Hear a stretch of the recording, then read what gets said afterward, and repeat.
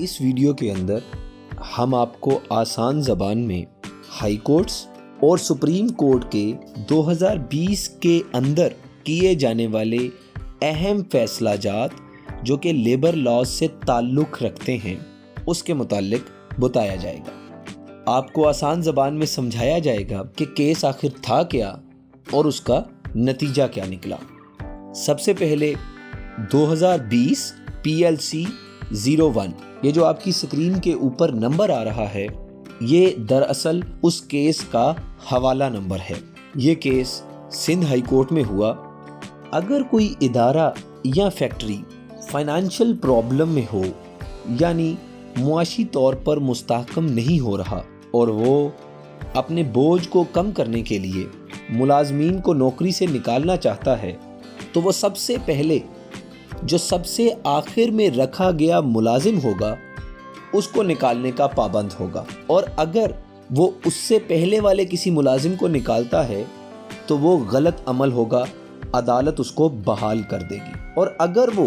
سب سے آخری والے ملازم کو سب سے پہلے نکالتا ہے اور وہی آخری ملازم 9 ماہ تک اس ادارے یا فیکٹری میں کام کر چکا ہوتا ہے تو اس کو نکالنے سے پہلے بھی اسے 30 دن کا نوٹس دیا جائے گا، ورنہ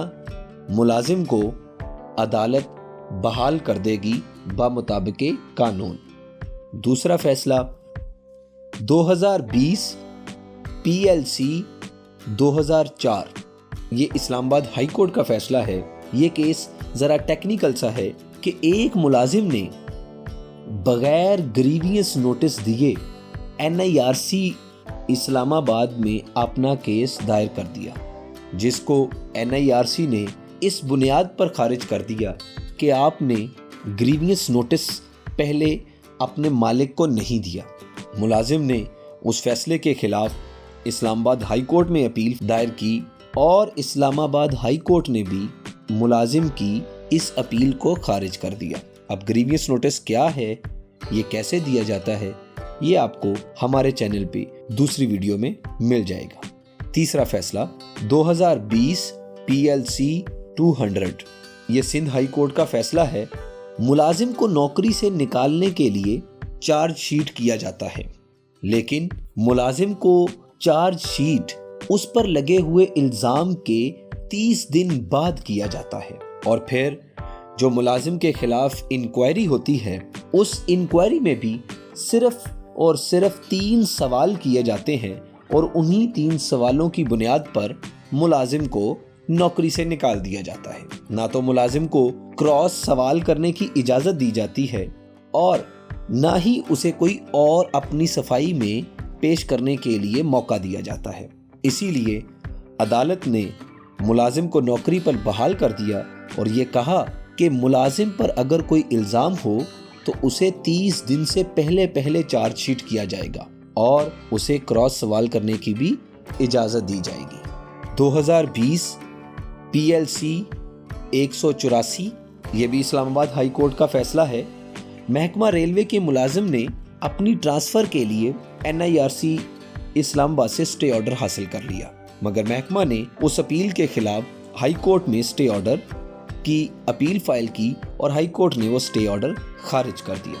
حالانکہ NIRC کے سنگل بینچ کے فیصلے کے خلاف کوئی بھی اپیل کرنی ہو تو NIRC کے فل بینچ میں چیلنج کیا جا سکتا ہے اس فیصلہ کو، مگر کیونکہ اس کیس کے اندر فل بینچ میسر نہیں تھا اسی لیے ہائی کورٹ میں وہ اپیل فائل کی گئی، اور اسی لیے ہائی کورٹ کا اختیار سماعت بھی بنا اور ہائی کورٹ نے وہ سٹے آرڈر بھی خارج کر دیا۔ 2020 PLC 173، یہ لاہور ہائی کورٹ کا فیصلہ ہے۔ ملازم نے اپنی گریجوٹی لینے کے لیے پنجاب لیبر کورٹ میں گریویس پٹیشن دائر کر دی، جس کو لیبر کورٹ نے خارج کر دیا۔ ملازم نے اس فیصلے کے خلاف ہائی کورٹ میں رٹ دائر کر دی۔ ہائی کورٹ نے بھی یہ کہہ کر کیس خارج کر دیا کیونکہ گریجوٹی کے متعلق سب سے پہلا اختیار پیمنٹ آف ویجز کمشنر کے پاس ہے، لہٰذا ملازم کو یہ گائیڈ کیا کہ آپ commissioner of payment of wages act جو ہے اس کے پاس اپنا کلیم لے کر جائیں اور وہاں پر گریجوٹی کے لیے اپنا کلیم دائر کریں۔ 2020 PLC 158 یہ پنجاب لیبر ایپیلیٹ ٹریبونل لاہور کا فیصلہ ہے۔ بڑا ہی انٹرسٹنگ کیس تھا۔ ملازم نے اپنی ریٹائرمنٹ سے صرف کچھ ماہ قبل لیبر کورٹ میں اپنی تاریخ پیدائش بدلوانے کے لیے کیس دائر کر دیا کہ محکمہ میری تاریخ پیدائش درست اندراج کرے، اور ملازم کے پاس سول کورٹ سے اپنی تاریخ پیدائش بدلنے کی ڈگری بھی موجود تھی، مگر لیبر کورٹ اور لیبر ایپیلیٹ ٹریبونل نے ملازم کی تاریخ پیدائش بدلنے کا حکم نہیں دیا، کیونکہ ملازم صرف اور صرف ملازمت کے شروعاتی 2 سال کے اندر ادارے میں، فیکٹری میں یا اپنے محکمے میں تاریخ پیدائش بدل سکتا ہے، اور ریٹائرمنٹ کے قریب آ کر تاریخ پیدائش بدلنے کا کیس دائر کرنا اس بات کی غمازی کرتا ہے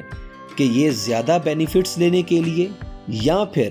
بدنیتی سے اپنی عمر کم کر کے زیادہ دیر کام کرنے کے لیے کیا جا رہا ہے۔ اسی لیے عدالت نے ملازم کی تاریخ پیدائش بدلنے کے لیے صرف اور صرف ملازمت کے شروعاتی 2 سال دیے ہیں، اور یہ کیس خارج کر دیا۔ 2020 PLC 153 supreme court of Pakistan کا فیصلہ ہے۔ بڑا ہی اہم فیصلہ ہے لیبر سے ریلیٹڈ ملازمین کے لیے، کانٹریکٹ ملازمین کے لیے خاص طور پر۔ کانٹریکٹ پہ کام کرنے والے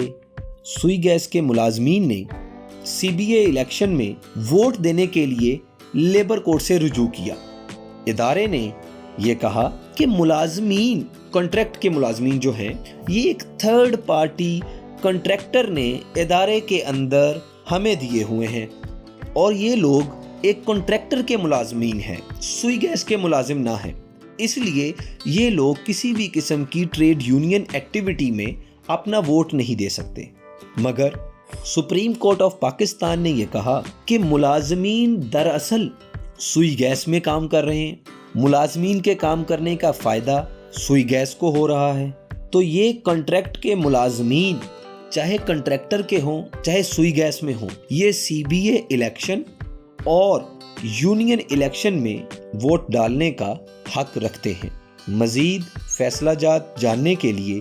یا قانون کے متعلق اپنی انفارمیشن کو انہینس کرنے کے لیے ہمارے چینل کو لائک کریں، سبسکرائب کریں، اور اس ویڈیو کو زیادہ سے زیادہ اپنے دوستوں کے ساتھ شیئر کریں۔